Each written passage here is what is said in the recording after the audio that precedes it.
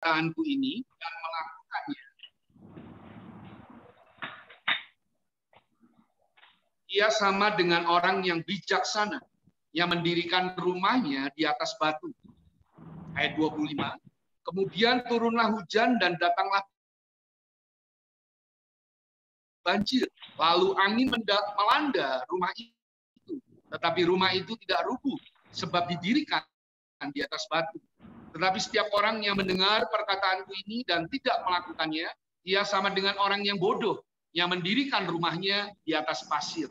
Ayat 27, kemudian turunlah hujan dan datanglah banjir.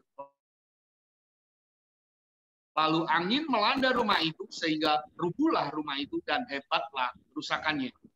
Oke, siang hari ini setelah kita baca di Matius 7 ayat 24 sampai dengan 27, di mana ketika saya renungkan ayat ini dan teman-teman kasih satu tema, judul khotbah saya pada siang hari ini tentang Tuhan Yesus adalah gunung batu kita, ya, batu karang yang teguh. Tuhan Yesus adalah batu karang kita yang teguh, dan Dia adalah batu penjuru buat kita semua. Dan siang hari ini, ketika kita belajar bersama-sama dan kita merenungkan apa yang Tuhan katakan di dalam Injil Matius 7 ayat 24 sampai dengan 27 tentang dua macam dasar, di mana dua-dua orang ini orang yang percaya Yesus, betul nggak? Dan sama-sama dengar firman Tuhan mereka. Ya, bedanya yang satu melakukan firman Tuhan, yang lainnya tidak melakukan firman Tuhan. Ya, yang melakukan firman disebut orang yang bijaksana, namun yang tidak melakukan firman disebut orang yang bodoh. Ya. Firman Tuhan katakan berbahagialah orang yang mendengarkan firman Tuhan, memeliharanya dan melakukannya dalam hidupnya. Ketika saya renungkan ayat ini, saya mau katakan buat teman-teman semua bahwa fondasi adalah unsur yang paling penting dalam sebuah bangunan. Ya, setiap orang pada umumnya akan membangun seluruh bangunan, ya, sebuah bangunan terlebih dahulu mereka akan bangun fondasinya, betul nggak? Kalau kita mau bangun rumah, kita akan perhatikan berapa lantai yang kita mau bangun. Apakah lantai satu lantai, dua lantai, atau tiga lantai? Ketika kita bangun satu lantai, fondasinya pun disesuaikan. Namun ketika kita bangun rumah kita dengan bangunan dua lantai, bahkan lebih dari dua lantai atau tiga lantai, kita harus memperhitungkan fondasinya agar disesuaikan dengan tingkat rumah yang kita akan bangun. Apakah itu lantai dua lantai atau tiga lantai. Dan saya percaya bahwa setiap kita pasti akan membangun fondasi dari bahan-bahan yang kuat, betul, ya kan? Dan pasti digali semakin dalam, ya, sekian meter di bawah tanah, ya, untuk fondasinya supaya kokoh dan menentukan bangunan tersebut akan dibangun untuk beberapa lantai. Dan bangunan ini supaya tegak berdiri, kokoh dan kuat dan tidak gampang roboh. Tapi saya percaya bahwa ketika kita membangun bangunan ini dengan megah dan indah, dengan fondasi yang kokoh, tentunya tidak akan mudah roboh bangunan tersebut. Namun, walaupun bangunannya indah, megah, dan kelihatannya kokoh, tapi ketika dia tidak memiliki fondasi yang kokoh, maka ketika datang hujan dan banjir melanda dan angin ribut datang, ya, tentunya bangunan tersebut akan rusak, akan roboh, ya, akan besar kerusakannya. Ya.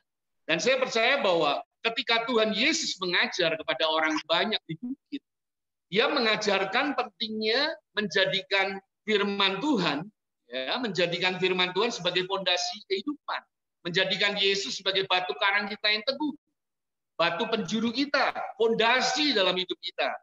Dan ketika seseorang mendasari hidupnya di atas fondasi firman, ketahuilah ketika masalah datang dalam hidup kita, goncangan terjadi dalam hidup kita seperti hari-hari ini di masa pandemik, goncangannya begitu hebat. sebesar apapun tantangan dan kesulitan yang kita hadapi, tidak akan merobohkan orang tersebut. Kenapa, saudara? Karena fondasinya benar. Karena fondasinya sesuai dengan bangunan tersebut. Namun, sebaliknya, ketika seseorang mendasari hidupnya bukan di atas firman Tuhan, namun di atas fondasi yang sifatnya itu fana, ya, seperti kepandaian, pengalaman kita, jam terbang kita, kekayaan, ya, kepandaian, ya, dan lain sebagainya, termasuk jabatan di perusahaan di mana kita bekerja. Maka meskipun dari luar hidupnya akan kelihatan megah, kelihatan indah, kelihatan bagus, kelihatan kokoh. Namun ketika ada goncangan itu datang, maka hidupnya akan mudah roboh, ya, mudah goyah, dan kerusakannya pun hebat. Dan kita harus perhatikan, kita evaluasi pada siang hari ini, teman-teman semua, termasuk saya. Fondasi apa yang kita sedang bangun di dalam rumah rohani kita? Kita sudah bangun fondasi yang seperti apa? Fondasi iman seperti apa? Fondasi firman Tuhan kah? Di atas batu kah? Atau di atas pasir? Kehidupan yang fana, seperti kepandaian dan lain sebagainya.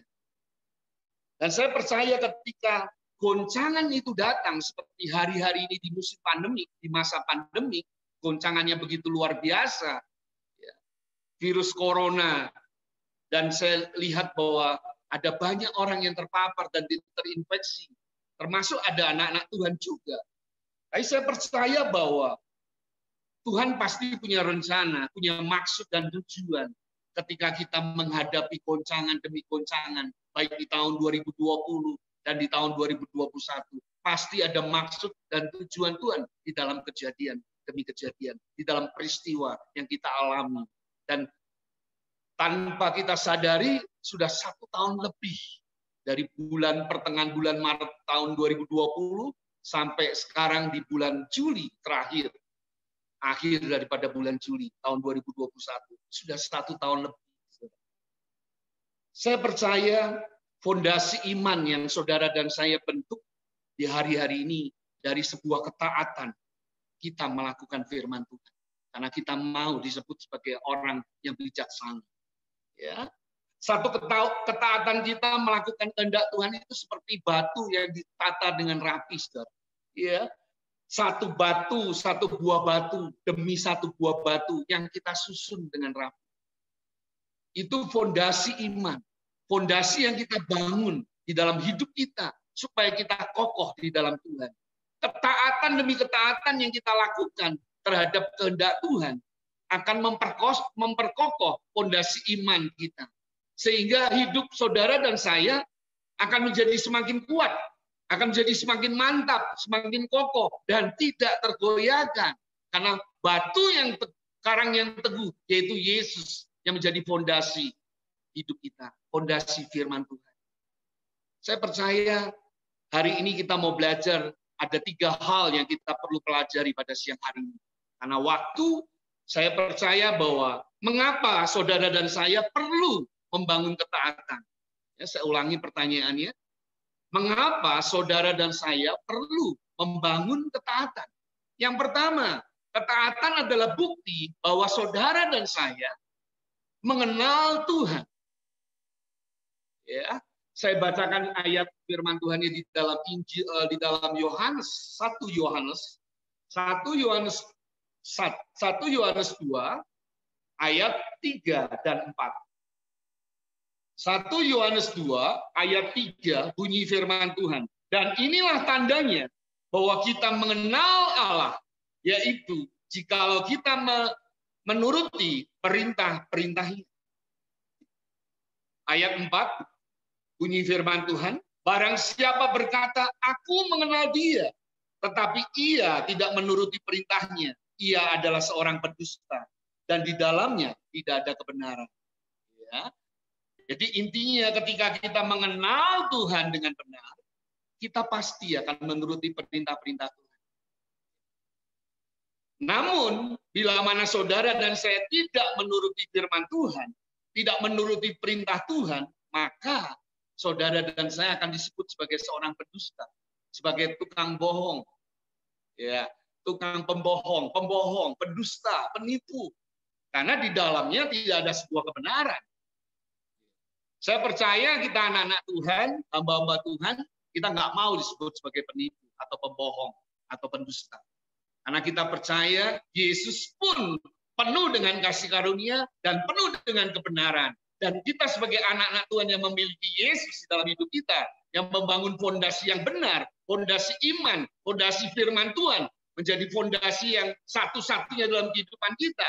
Saya percaya kita akan menjadi orang-orang yang tidak suka berbohong, tidak suka berdusta, tidak suka menipu. Amin. Saya dan saudara akan dikenal sebagai orang-orang yang melakukan firman Tuhan.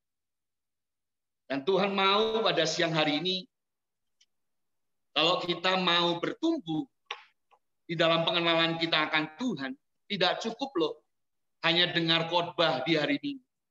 Tidak cukup loh hanya persekutuan doa di hari Jumat setiap minggu. Tidak cukup loh di hari Minggu kita hanya menerima pesan Tuhan, message dari Tuhan. Kita menerima sesuatu dari Tuhan. Artinya kita menerima pengetahuan tentang Tuhan. Ya? Kalau kita ingin kenal Tuhan lebih lagi sebagai bukti bahwa kita taat sama Tuhan, kita mengenal Tuhan, itu adalah sebagai salah satu bukti bahwa kita taat sama Tuhan. Kita perlu dong waktu pribadi kita dengan Tuhan, untuk bangun hubungan pribadi kita dengan Tuhan. Perlu dong waktu khusus untuk bergaul melalui persekutuan pribadi kita dengan Tuhan, di dalam kamar kita, di dalam rumah kita, dalam keseharian kita. Ya, hanya Tuhan yang tahu melihat tangan saudara diangkat ketika saudara menyembah Tuhan. Saudara berlutut, saudara berdoa, saudara menangis, saudara curhat, saudara menyampaikan apa yang jadi isi hati saudara, saudara bergaul dengan Tuhan. Saya percaya kalau saudara dan saya semakin mengenal Tuhan, saudara dan saya akan belajar untuk taat. Saya ulangi, semakin saudara dan saya mengenal Yesus dengan benar, kita akan semakin belajar untuk taat. Amin. Belajar untuk menyenangkan hati Tuhan dengan kita mau taat dan setia sama Tuhan. Kalau saudara mengenal saya lebih lagi, semakin saudara mengenal saya, saudara akan mengetahui kekurangan-kekurangan dan kelemahan-kelemahan di dalam pribadi hidup saya. Betul? Ya. Tapi kalau kita mengenal Tuhan, kita mengenal pribadi Tuhan dengan benar, dengan lebih dekat, lebih dalam lagi, kita akan semakin bertumbuh di dalam kekaguman kita akan Tuhan. Amin. Ya. Atas segala kebaikan Tuhan, kemurahan Tuhan, kasih setia Tuhan, dan kasih Tuhan yang semakin nyata dalam hidup kita. Saya ulangi, kalau kita mengenal Tuhan, mengenal pribadinya Tuhan dengan benar, lebih dalam lagi, lebih dekat lagi, kita akan bertumbuh, ya, di dalam kekaguman kita sama Tuhan. Kita akan semakin dalam, kita akan semakin bertumbuh dalam kekaguman kita sama Tuhan. Atas semua kebaikan Tuhan, kemurahan Tuhan, dan kasih setia Tuhan yang semakin nyata dalam hidupan kita. Apalagi di hari-hari yang sukar seperti hari-hari ini.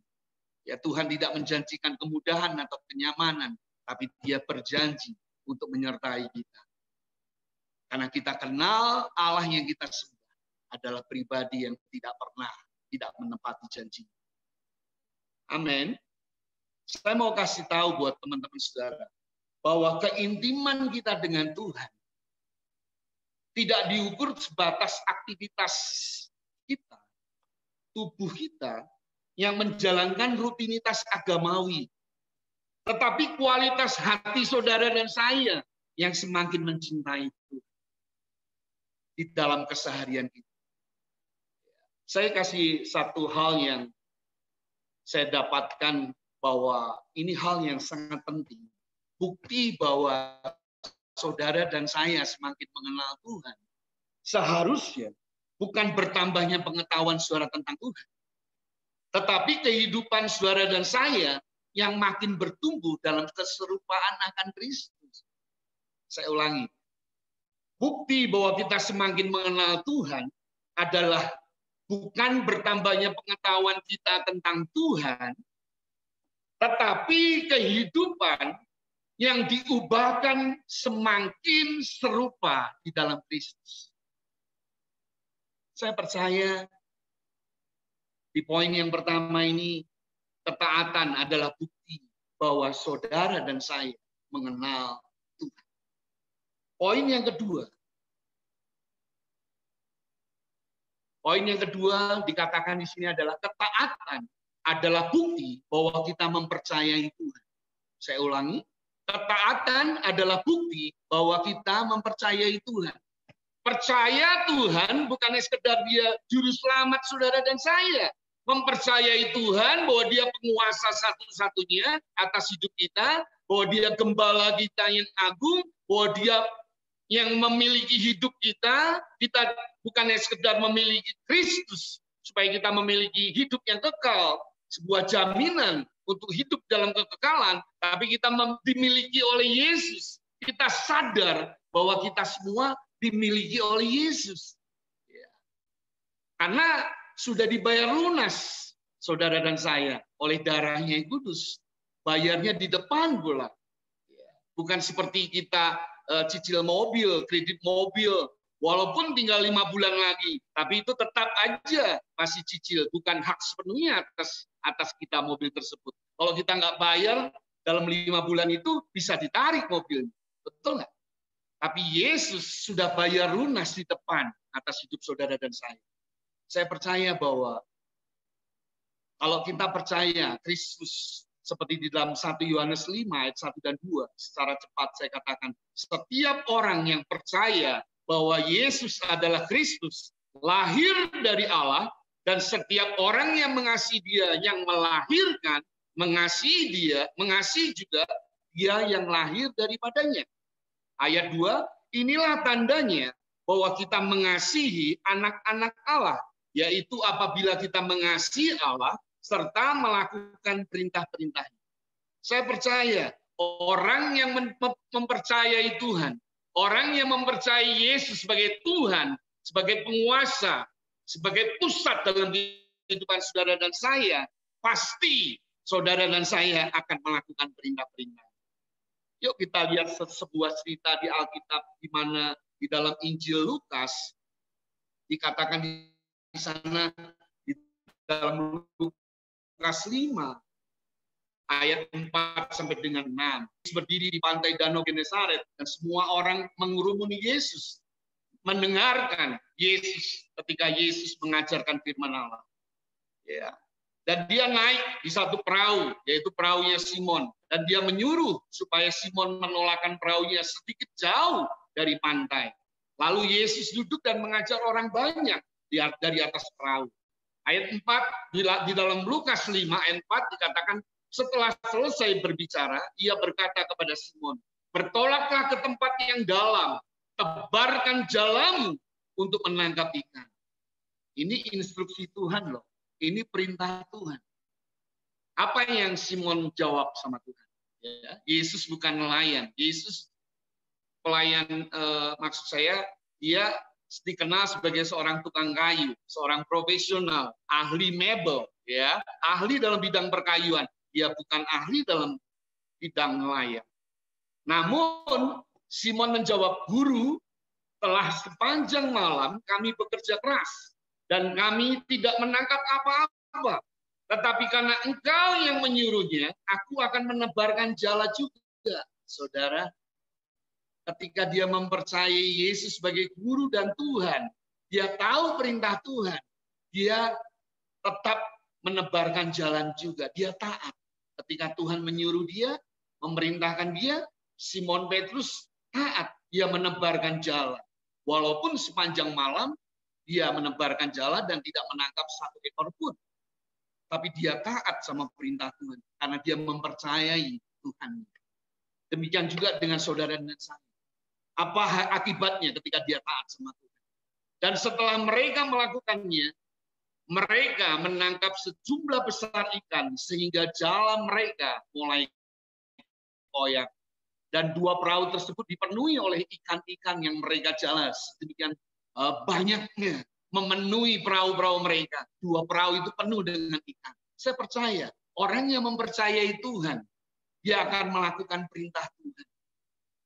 Dia tahu bahwa Tuhan yang memiliki hidupnya, bahwa Tuhan yang berkarya melalui hidupnya. Dan saya percaya berkat Tuhan mengikuti murid-muridnya, dan berkat Tuhan yang sama akan mengikuti saudara dan saya. Tuhan akan menyediakan, Tuhan akan menyukupkan. Dan saya percaya, kita sama-sama percaya bahwa Tuhan di masa yang sukar seperti sekarang ini, saya percaya perusahaan Suritek, perusahaan Polamas tetap ada di dalam tangan penyertaan Tuhan. Tetap ada di dalam kontrol Tuhan. Tetap ada di dalam kendali Tuhan. Dan saya percaya perusahaan Suritek dan Polamas tetap ada di dalam pemeliharaan tangan Tuhan yang sempurna. Walaupun di masa sukar, di masa yang sulit, order-order tetap ada mengalir.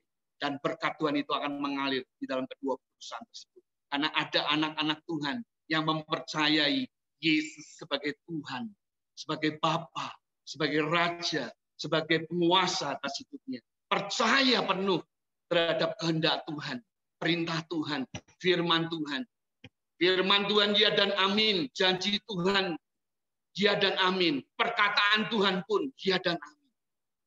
Saya percaya Tuhan tidak membutuhkan kita sebagai pendengar-pendengar firman Tuhan. Tapi Tuhan rindu saudara dan saya ketika saudara mempercayai Tuhan sebagai bukti bahwa saudara dan saya taat melakukan apa yang jadi kehendak Tuhan. Saya percaya di masa-masa yang sukar, masa-masa yang sulit, ada banyak orang yang sulit, susah. Tapi saya percaya ada Tuhan yang selalu menyertai kita. Ada Tuhan yang selalu menghibur kita. Di masa kesesakan, saya percaya satu firman Tuhan, saya mempercayai Tuhan, bahwa Tuhan yang membuat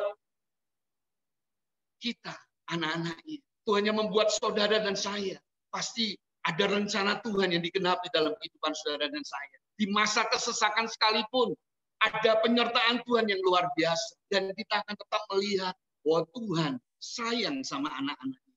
Tuhan cinta sama anak-anaknya. Oleh karena itu siang hari ini, poin yang kedua ini adalah ketaatan, adalah bukti bahwa kita mempercayai Tuhan. Yang terakhir, saudara, karena waktu. Poin ketiga yang terakhir, mengapa saudara dan saya perlu membangun sebuah ketaatan.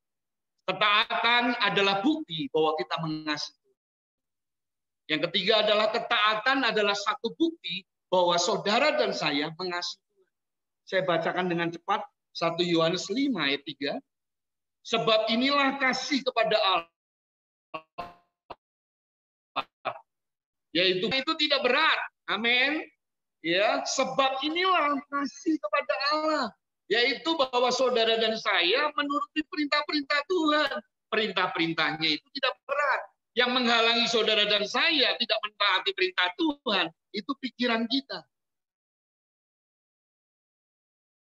Itu perasaan kita.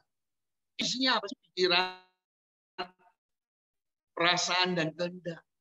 Tapi ketika kita mengisinya dengan kebenaran firman Tuhan setiap hari, saya percaya firman Tuhan yang akan memperbarui jiwa kita hari ke hari. Firman Tuhan yang akan memperbarui cara berpikir, memperbarui cara pandang kita,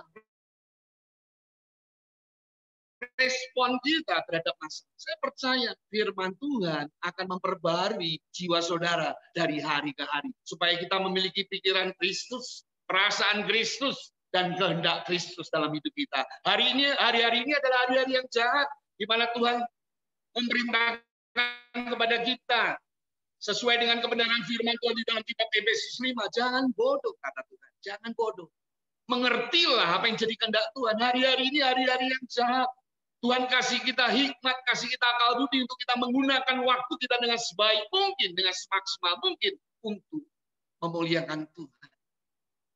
Dan saya percaya ketika kita ngasih kita kepada Tuhan, kasih saudara dan saya ditunjukkan kepada Tuhan, itu adalah sebuah ketaatan. Dengan sebuah ketaatan, itu kasih kita kepada Bapa, kasih kita kepada Tuhan, baik sebagai seorang sahabat, mencari kehendak Tuhan. Tetapi ketika kita tidak melakukan apa yang jadi kehendak Tuhan, semuanya akan percuma. Ketika saudara dan saya berdoa dengan sepenuh hati, saudara mengerti akan kehendak Tuhan, dan saudara mengerjakan kehendak Tuhan, itu yang Tuhan mau. Itu yang Tuhan kehendaki. Karena itu adalah bukti bahwa saudara dan saya mengasihi Tuhan. Ketika saudara dan saya menyadari kasih Tuhan dalam kehidupan kita, begitu dalam, begitu luas, begitu tinggi, begitu besar kasih Yesus buat kita, bagaimana Tuhan sangat mengasihi saudara, sangat mencintai saudara dan saya, anak-anaknya, ini akan membuat saudara dan saya akan semakin mengasihi Tuhan, akan semakin mencintai Tuhan. Dan saya percaya hari-hari yang sukar ini, kita sama-sama terus mau jatuh cinta sama Tuhan. Kalau kita mencintai pasangan hidup kita, kita akan memberikan yang terbaik buat dia. Kita akan mencintai dia. Kita akan melakukan yang terbaik buat dia. Kita akan melakukan hal-hal yang menyenangkan buat dia. Saya percaya, saudara dan saya menyadari bahwa saudara dan saya sudah dibeli dengan darah yang mahal, darah Kristus Yesus. Oleh karena itu, muliakan Tuhan lewat tubuh. Muliakan Tuhan lewat segenap hidupmu.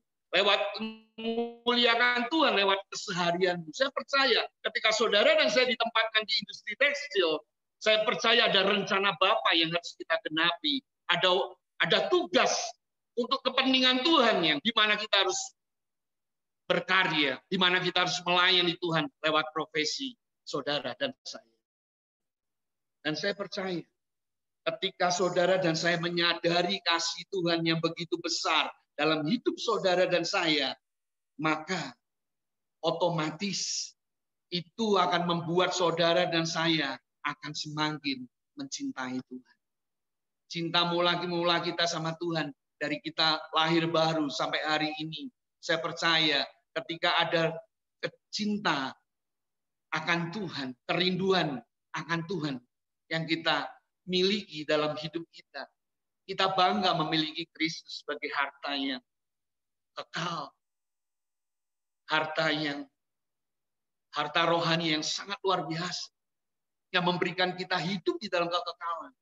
Dan saya percaya, oleh karena kasih Bapa yang sudah dicurahkan atas hidup kita, yang sudah kita nikmati, kita merasakan cinta Tuhan atas hidup kita.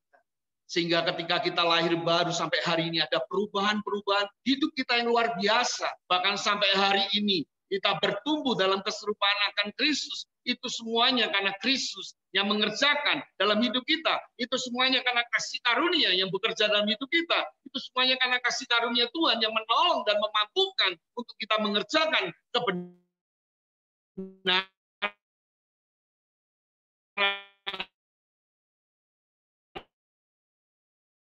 dalam hidup kita.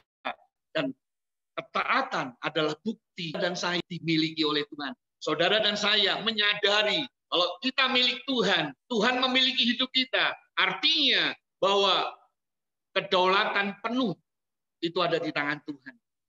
Hak penuh hidup kita itu ada di tangan Tuhan. Kendali penuh atas hidup kita itu ada di tangan Tuhan. Hidup dan matinya kita ada di tangan Tuhan. Waktu kita ada di tangan Tuhan. Batas waktu kita hidup ada di tangan Tuhan. Amin. Terima kasih Bapak. Ajar kami untuk kami boleh membangun ketaatan demi ketaatan dalam hidup kami. Ada 3 hal di persekutuan doa, Suritex dan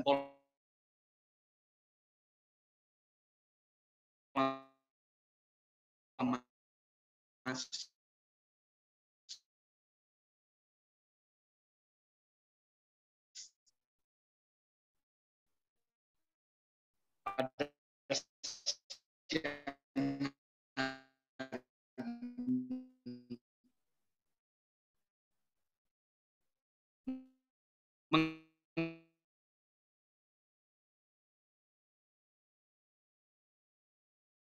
Suritek dan Polamas. Berkati pemasarannya, berkati produksinya, berkati semua karyawannya Tuhan. Kami percaya, berkati semua direksi, pimpinan dari perusahaan. Kami percaya mereka akan mengerjakan kualitas produk yang bermutu sangat baik, sehingga memuliakan Tuhan dan boleh memuaskan customer mereka.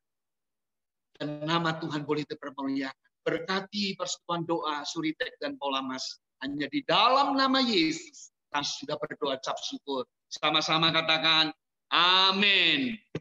Selamat siang. Tuhan Yesus memberkati kita semua.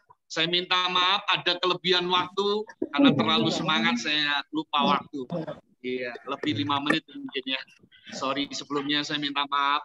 Saya persilakan buat teman-teman yang bertugas di Suritek Polamas. Saya persilakan waktu dan tempat.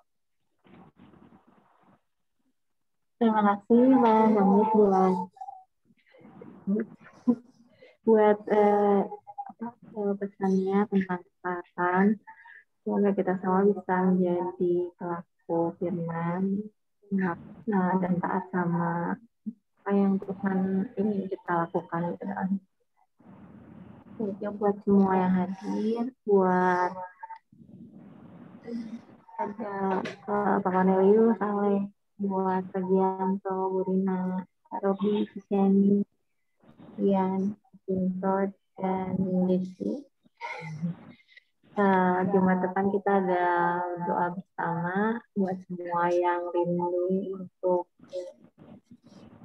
berdoa bersama, mendoakan teman-teman, saudara, atau untuk Indonesia juga gitu, bareng-bareng kita doain Jumat depan. Ya, terima kasih semuanya, selamat beraktivitas lagi. Tuhan memberkati. Terima kasih banyak Pak Hamid. Terima kasih Pak. Ya, Tuhan berkati ya. Terima kasih banyak ya, Pak Ani sama teman-teman. Selamat siang. Tuhan memberkati kita semua. Selamat siang.